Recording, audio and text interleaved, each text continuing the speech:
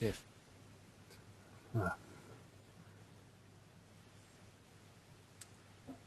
And a good day to everyone. A warm welcome from all at RavenPack to our webinar. My name is Hugh Taggart, and I will be introducing today's webinar, which is entitled Non-Linear and Multidimensional Approaches to Using News Sentiment. Here is today's agenda.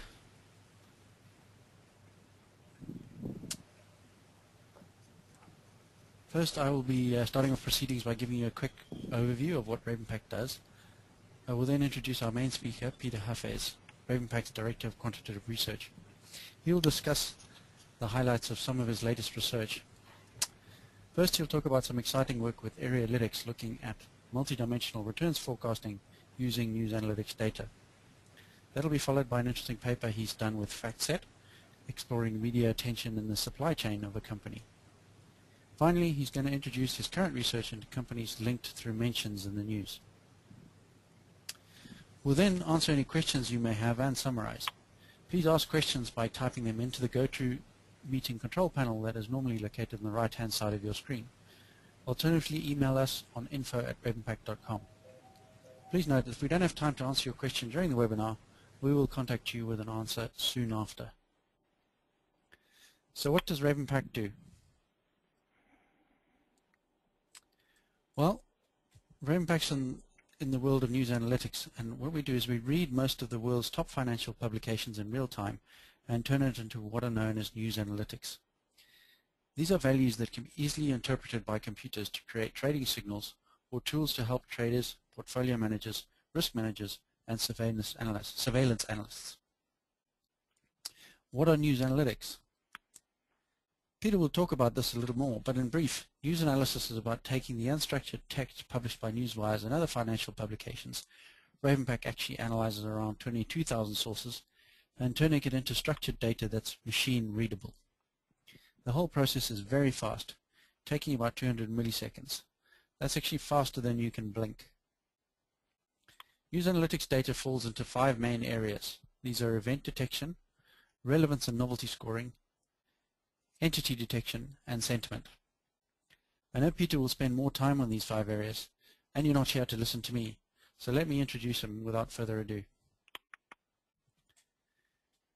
Peter is a very experienced quantitative researcher, has been working with RavenPack data for some time now, and is regarded as one of the preeminent experts in this field.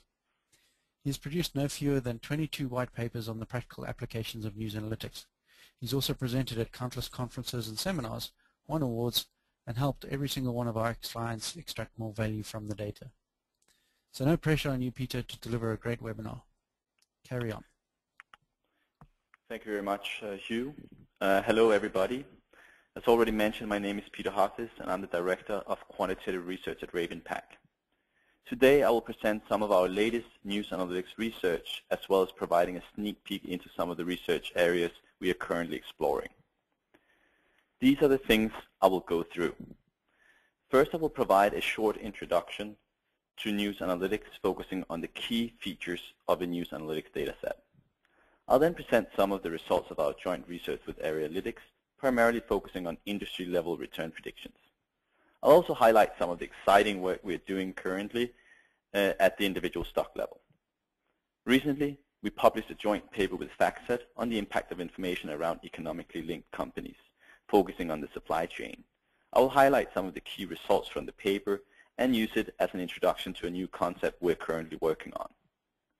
While the FactSet relationship data is based on companies' own disclosures in regulatory filings, we currently work on extracting information about linked companies from news co-referencing, something I personally find very exciting.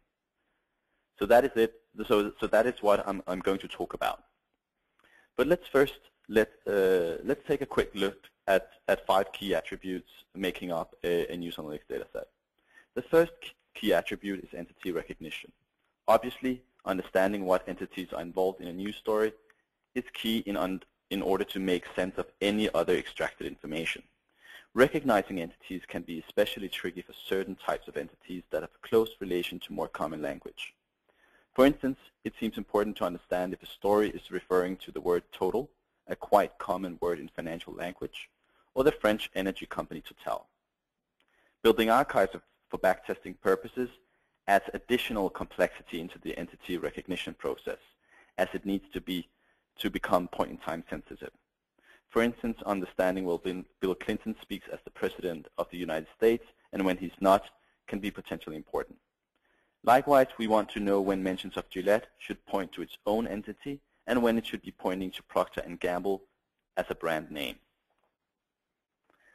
The second attribute is relevance, which doesn't refer to how much the story will move securities prices, but simply how pertinent the entity is in the story.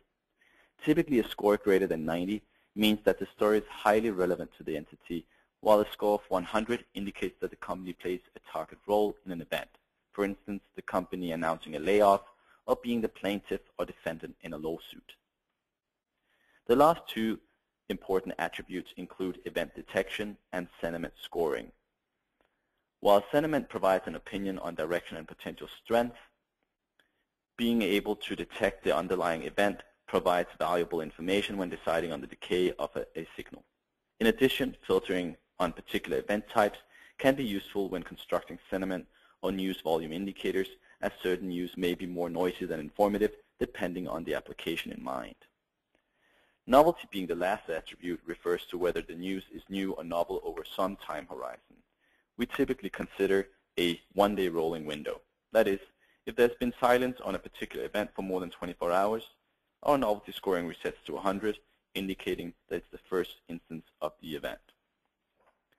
Based on the 5 key attributes, it's possible not only to derive different event triggers that can be either more or less sophisticated in nature, but also to construct a set of indicators capturing the sentiment trend or news volume around a given company, sector, or market. The construction of such news aggregates forms the basis of our work with both Analytics and FactSet. Until now, RavenPack has been focusing on providing news, analytics, and news-based factors. With the collaboration between RavenPack and Analytics, we are now exploring opportunities related to predictive analytics, with the focus of deploying big data insights directly into the investment decision process. So why is RavenPack collaborating with Analytics? Well, the main objective has really been twofold. One, we want to improve on the ease of use of the RavenPack datasets, making them available outside of the quant community. Generally, we are seeing great interest in our data from non-quant users wanting to integrate news analytics into their decision process, but they're often challenged by the sophistication required, turning their efforts into success. Having a set of turnkey indicators available would be useful for this segment of the market. Also, we want to help longer-term investors to take advantage of our data by bringing more context into the signal generation process, something which is required if you want to extend the signal out to longer horizons. Utilizing Analytics' expertise in investment prediction using big data, we have turned our news analytics into a set of predictive analytics to meet the stated objectives. And we are very excited about our current results. The workflow can be described very simple. RavenPack brings in thousands of sources of unstructured news data, analyzes systematically for entities, relevance, events, novelty, and sentiment to produce a structured news analytics dataset. Analytics uses RavenPack data as well as our expertise to construct a set of news-based factors and combine these with other more traditional factors as state variables in their modeling process, taking advantage of their high-performance parallel computing capabilities. Output is a set of expected return estimates. So let's take a look at some of our results. Using RavenPack's equity package, we created a set of sector and market news indicators using a bottom-up approach based on company-level news. More specifically, we looked at the 10 industry sectors covering the U.S. economy.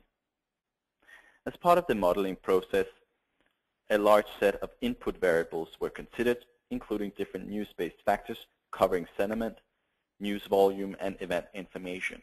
In addition, more common factors were also included. In total, we consider more than 15,000 fields per industry portfolio, including about 7,000 fields based on the RavenPack dataset and more than 8,000 fields coming from the asset pricing literature. The motivation behind our exercise was to come up with a simple, transparent, objective, and unbiased model with only few parameters and no optimization. Hence, results should be potentially improved by applying a more sophisticated weight function, something we didn't address as part of our research. To evaluate our 1-month predictions, we create both a long-only and a 1-30-30 portfolio. For the long-only strategy, we allocate capital equally between industries with positive expected returns, placing 0 weight to the remaining industries.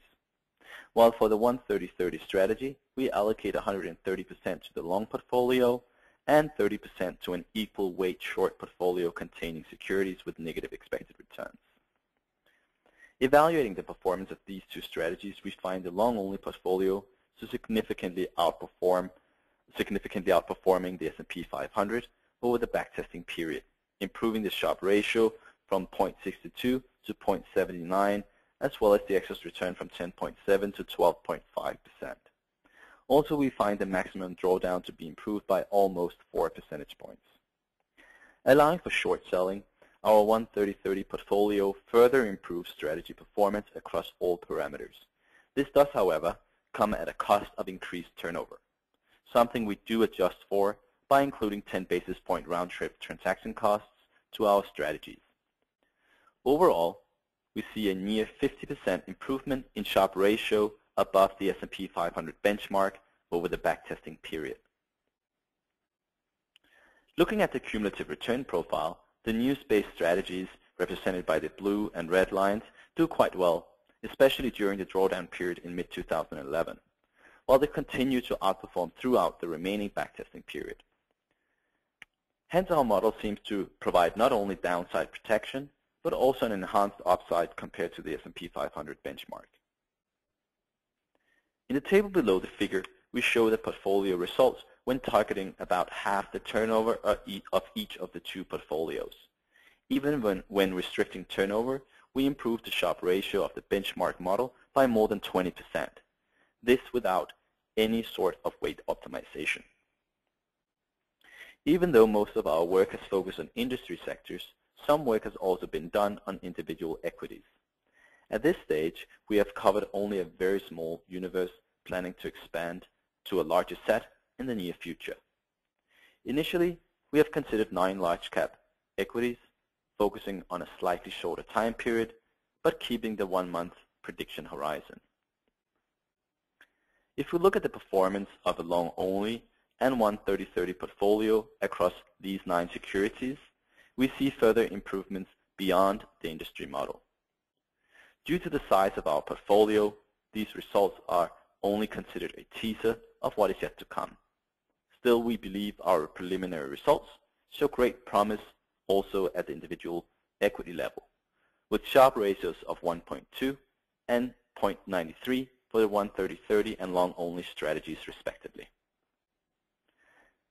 Again, looking at the cumulative return profile, we see the two strategies greatly outperforming the S&P 500 benchmark. Still, we see our strategy introduces quite a bit of turnover into our portfolios, something we do plan to address in future research. What's exciting about looking at news on related entities is that capturing the more complex second-order effects is very useful for extending a signal beyond just a couple of weeks.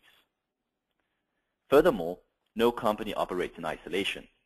It is part of a network, and events affecting the network will influence the value of all companies in that network, whether that being within a given market or sector as considered in our work with Analytics. But relatedness is so much more than sectors. In fact, when considering proxies for related entities, traditional sector classification often becomes too crude a measure. As an alternative, Revere data, now part of FactSet, offers much more granular information, not only classifying companies into more than 1,000 potential sectors, but they're also providing linkages across the supply chain or across the competitive landscape. Personally, I'm a big fan of the FactSet relationship database and of the idea of relatedness in general, especially since such data is very useful in understanding the mentioned second-order effects of news. something that hasn't really been properly addressed by the academic or professional literature. What's attractive about tracking these more complex relationships is that they are often more challenging to model, which makes it harder for analysts to understand the impact of new information. The delay in information processing is likely to be a key driver of return predictability across related companies. Driven by our interest in this area, we recently did a joint study with FactSet considering the impact of media attention across the supply chain. As part of our joint research, we considered the hypothesis that the degree of news volume abnormality around the company itself greatly alters the return predictability across economically linked companies. To create our portfolios, we started off by taking inspiration from previous research. That is, we use 1 month price momentum as an information proxy when ranking our supplier and customer portfolios into winners and losers. The idea is that due to the delay in information processing, the price of the linked company will move with lagged effect. As part of our research, we find that information can travel in 2 directions. That is, either from customers to suppliers or from suppliers to customers. The direction of information is found not only to experience regime shifts, but also to depend strongly on a company's sector classification. To capture this effect, we decide on the direction of information on a per sector basis, dynamically over time, by using a 12-month trailing window. Using the RavenPack data, the linked companies, that being either customers or suppliers, are then sorted by the news volume abnormality. Interestingly, we find that either suppliers or customers of winner companies tend to outperform more strongly when abnormal news volume is weak around the supplier or customer company itself, while supplier or customers of loser companies tend to underperform more strongly when they already see lots of news around them, hence magnifying the effect. Looking at the cumulative return profile, it can be observed that even though both the pure supply chain momentum strategy, represented by the blue line, and the news enhanced strategy, represented by the green line, outperform the S&P 500 benchmark, applying a news volume overlay improves on the absolute performance. With the news-based overlay, we get a Sharpe ratio of about 1.5 with annualized returns of 15.4%. While the FactSet relationship data is very interesting, it still suffers from being relatively static. The reason is that information about linked companies is mainly extracted from a company's own disclosures in regulatory filings. This makes it difficult to capture changes to existing relationships or even picking up on new ones in between filings. Also, some types of relationships are simply not being reported.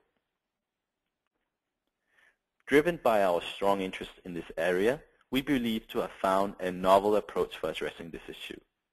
More specifically, tracking changes in the volume of news of when companies are being co-referenced seems like an obvious approach for better understanding relationship dynamics and to prevent companies being bound to predefined relationships.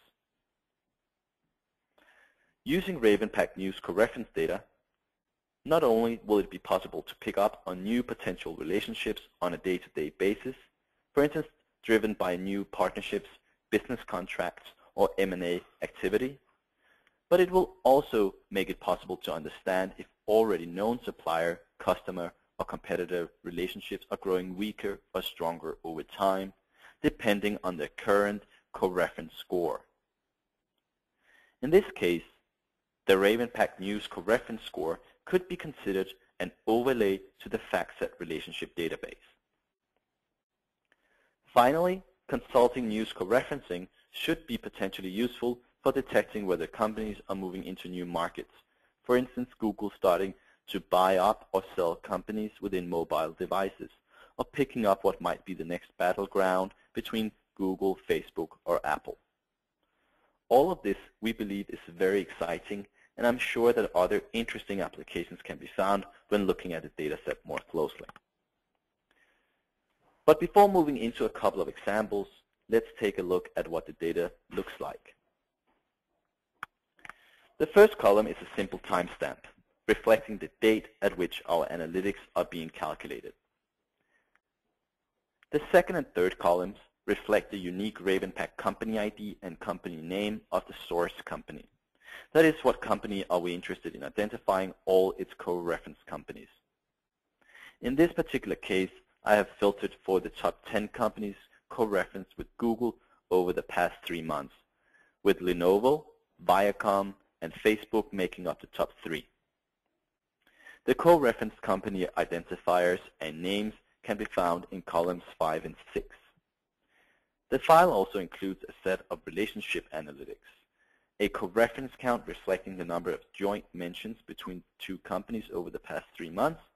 In this case, you'll see that Lenovo has had 61 stories where it was co-referenced with Google over the past 3 months.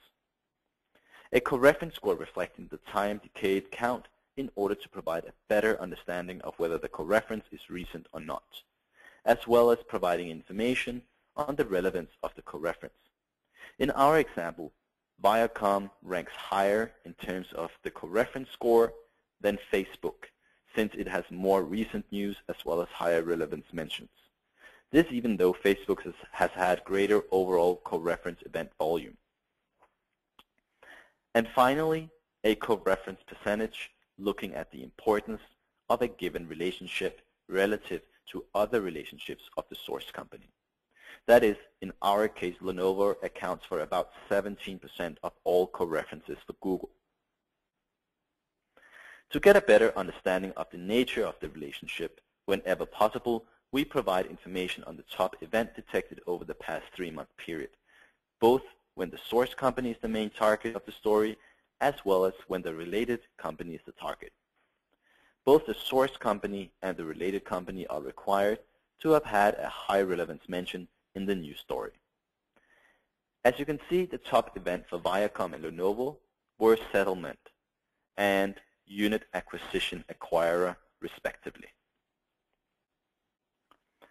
Lastly, we provide a story ID to the top story over the past 3 months for clients who desire to look at the underlying news to understand the relationship in greater detail.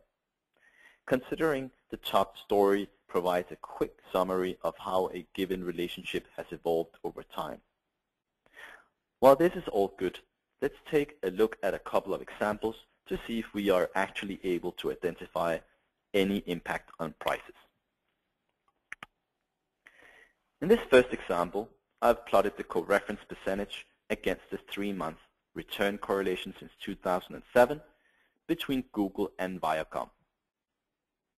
As can be observed, the degree of co-referencing across time has varied quite a lot, ranging between 0% to almost 25% of all co-references for Google.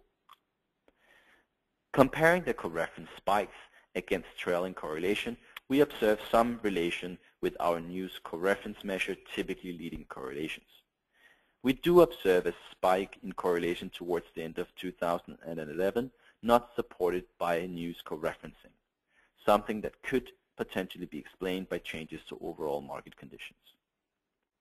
To understand the relationship between Google and Viacom in greater detail, we can either consult the top event detected around these co-reference spikes, or we may simply summarize the relationship by looking at the top story around big spikes in the co-reference percentage. Looking up the first top story back in April 2007 in the RavenPack News Discovery tool, we find that Viacom sued Google over what they claim is illegal use of their content on YouTube. A couple of months later, the YouTube CEO comes out saying that Google is still open to doing a deal with Viacom. But nothing really comes out of that, though. We then see Viacom getting access to user data from YouTube to support the case, after which things quiet down for about a year and a half. Then things begin to heat up again, with Google accusing Viacom to secretly uploading videos to YouTube to support the case, A few months later, we see the first court decision in favor of Google, followed by a filing by Viacom indicating intent to appeal the ruling, while an actual appeal follows a few months later.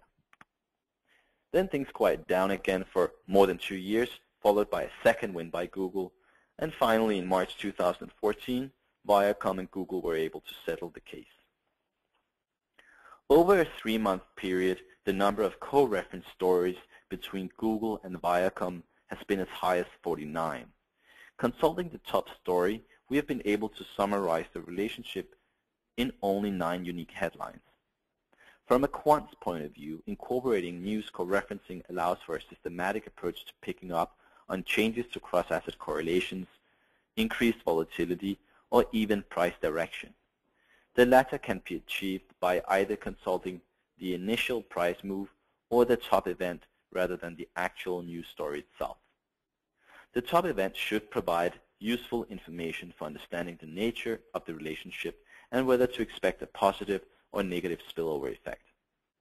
In the case of the Viacom example, the top events detected over time from the perspective of Google included anything from legal issues to business contracts to an actual verdict and a follow-up appeal, another win, and finally a settlement. Hence, in this case, it would have been possible to successfully having modeled the Google versus Viacom relationship as part of an automated investment process by simply using the top events together with spikes in news co-referencing. Let's try to look at another simpler example. In this case, we look at news co-referencing between Google and Motorola. As can be observed, there hasn't been much action over time. In fact, no co-referencing was seen prior to January 2011. And it is probably fair to say that the two companies were considered unrelated. The first time the two companies were co-referenced was when the press release came out that Google would acquire Motorola Mobility. Interestingly, we see that price correlation spikes much later than our news co-reference score due to its trailing window characteristics. We do, however, see a price jump for Motorola of 55% on the day of the press release, pushing down the correlation between the stock prices of the two companies. The initial acquisition story is then followed by a stockholder approval of the merger and later a delayed European merger review. Finally, in February 2012, the EU clears the Google purchase of Motorola Mobility. As we have seen, using RavenPack's relationship data makes it easy to get notified about new or emerging relationships and could be a valuable input to a risk management process, as it is generally a more timely measure than correlation. The Google versus Motorola example surely confirms the lead-lag relationship between the RavenPack co-reference score and price correlation, something we also observed for the Google versus Viacom example. Even though our work on the RavenPack relationship data is still at its early stages, we believe to have identified some interesting results that show great promise for different alpha or risk management applications. Currently, we are testing the indicators over a larger set of stocks to get stronger confirmation that news co-referencing does indeed contain valuable information when it comes to stock price movements. Results we hope to be able to present as part of the June Optiris conference in London. As part of my presentation, I've shown how combining news-based indicators with more traditional factors can help extend the investment horizon out to 1 month, creating an industry sector model that outperforms the S&P 500, both in absolute and relative terms. We also showed promising results at the individual equity level, work we plan to extend in the near future. We also showed how news volume can affect the impact of information across the supply chain. Finally, I provided a sneak peek into our most recent work looking at news co-referencing, something we believe could be an interesting way of understanding changes to company relationships over time and its impact on stock prices. I hope you have enjoyed the presentation. If you're interested in learning more about our research or about our data, for instance, taking a closer look at the co-referencing data we have produced, feel free to reach out to one of our sales representatives. The relationship data is currently available daily back to 2007, tracking more than 34,000 companies globally across more than 22,000 sources. That's it. I will now hand over to Hugh to start off the Q&A session. Thank you, Peter. That was great. Let's get straight into the Q&A session, and I have a question here. Peter, I'm trying to understand whether and how quickly this inefficiency can be arbitraged out in the future. Is this something that will be quickly incorporated by hedge funds and investment banks? In other words, what are the barriers to entry to replicate your infrastructure? I would say in terms of how quickly some of this information is likely to be arbitraged out, I think the more simple type signals may be relatively quick in getting incorporated, but as you sophisticate your signals more and set up more sophisticated hypotheses, you will see, that it won't be incorporated to the same extent. And I think there's still a long way to go before everything is known about how to apply news analytics into the financial market. So there's still value to be had for years to come, I think. The other thing in terms of how easy it is to replicate our process, I think the barriers to entry are quite high. We have been in this game for more than 10 years, spent millions of dollars to get to where we are. And we have obviously built up quite a bit of knowledge there. And that is not necessarily easily replicated. So I definitely think the barriers to entry are high. On top of that, I will say that some of our clients are definitely trying to do things with news analytics in-house, but they still see value in subscribing to their RavenPack data sets. And I think it's a good testament for the quality of the work that we do. And I also think it may show that some of the shops that do things internally may be focusing on doing certain things very, very well themselves instead of trying to attack a broader news analytics problem. Okay, great, thanks. I have another one here. Assuming we don't have access to the Analytics platform or the FactSet relationship data, how do we benefit from this research? Well, overall, I guess our research can be used as inspiration into your own research process. I guess the main takeaway from the Analytics research is that it's indeed possible to trade on news on longer horizons. One just needs to bring in more context when working with news analytics. I know we are also working with Analytics to turn these expected return values into indicators available for subscription. On the FactSet study, the idea is simply to consider more complex relationships between companies, whether that is using FactSet data or some other type of proprietary way of linking companies is irrelevant, I think. The idea of capturing second-order effects is still interesting because no company operates in isolation. It is part of a network, and events affecting the network will influence the value of all companies in that network. Great, thanks. And here's a question going back to the basics. Please state again the filters used on your machine-readable news. I assume here they mean the main features of the data that we provide. Yeah, again, the types of filters that you apply depend on your objective in your model building process. So for the Analytics research, we applied different types of filters. So we had indicators. So we basically had about 7,000 different types of news-based indicators. Some of these we filtered very aggressively on relevance. For some of these, we didn't filter very aggressively. So that could be, some were based on relevance greater than 70. Some would only consider relevance 100 stories. We could also be filtering on novelty or weighting by novelty, et cetera, et cetera. And that's one of the reasons why we made it up to those different 7,000 different indicators. So from that perspective, we wanted really to capture as much potential value as possible and let the area analytics platform kind of find out where the value was hidden.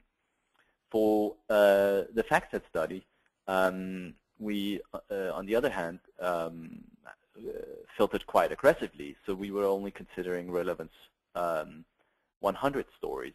So that means that we would only consider records where RavenPack had been able to detect a company playing a target role in an event, for instance, a layoff event. And we would then just simply count the volume of those events around the Russell 3000 constituents and use that as our news volume indicator. And finally, for our co-referencing scores, we were mostly interested in looking at, mentions of companies, and therefore we lowered our relevance filter again and applied a relevance filter of 70.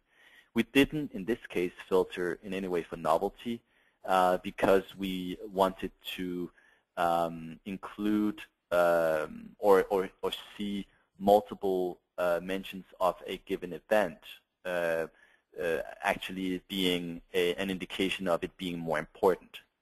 So again, as I started off saying, what type of filters that you wish to apply, how aggressively you want to filter on relevance or novelty or sentiment, very much depends on what it is that you're trying to model. Okay, great. Here's a couple of related questions. The question is, the analytics platform appears to be very much a black box. How can we be sure there hasn't been any fitting and the results will persist out of sample? And the related question, your Sharpe ratios appear to be calculated using in-sample data. What was the Sharpe ratio on out-of-sample data since the sample period? Yeah, that's right. The analytics platform is to a large extent a black box, but that's the idea. It's a platform capable of analyzing these multidimensional relationships.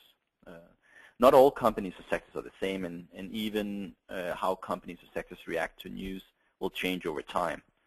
Of course, we'd be happy to connect you to area analytics for a deeper understanding of the underlying process, but we know that they use a very strict walk-forward procedure with no T+1 biases. Still, it's always possible to test the indicators in a live environment. And in terms of the Sharpe ratio, well, and the in and out of sample type discussions, we basically have this very strict procedure in place. So we would only make decisions at time t on information that was known at time t. It doesn't necessarily make it out of sample, but I can say that there was no training done or refitting done after results had been seen. So from an internal point of view, we feel pretty confident that these results are, let's call it, real. But of course, let's call it paper trading, will never beat a real-life testing in terms of actually trading it and tracking it going forward. But given the process and having looked inside and being in control of the process, we are pretty confident that the results are interesting. Okay, great. And just a question about, or related to that, what was the sample size that was used in these studies? For the industry study, the results goes back to 2010, while data 5 years prior to 2010 was used to can you say, initialize our expected return predictions. For the individual equity results, we went back to beginning of 2011, so a slightly shorter backtesting period due to the expensive nature of generating this type of data from a time consumption point of view. Okay, great. I actually see we've run up against our allotted time schedule, so What I'm going to do is I'm going to quickly summarize for you. If we haven't got to your question, we will get back to you in the next couple of days with an answer. So RavenPack is in the business of systematically extracting information from text to use in financial applications. Our data is used in many ways as an event alert or circuit breaker, but more commonly in aggregate as a factor for alpha generation. What we've shown you today are 3 areas of research. First, how news analytics could be used to forecast 1-month returns and improve the returns on a portfolio. Second, how news analytics and media attention can be used in conjunction with entity relationship data to enhance returns. And finally, we've given a glimpse of how data on entity co-referencing in the news could be valuable to investors. Of course, we'd like you all to test our data. That's if you aren't already. We have up to 14 years of data available for back testing. You may request we contact you about a trial by emailing us at info@ravenpack.com. And finally, please note, we'll be taking part and presenting more information about the co-referencing at the Optirisk Unicom conference in London on June 18th and 19th of this year. We'd love to see you all there. Thank you for your participation, and please don't hesitate to contact us, as I said. We look forward to seeing you at the seminar in June. Goodbye.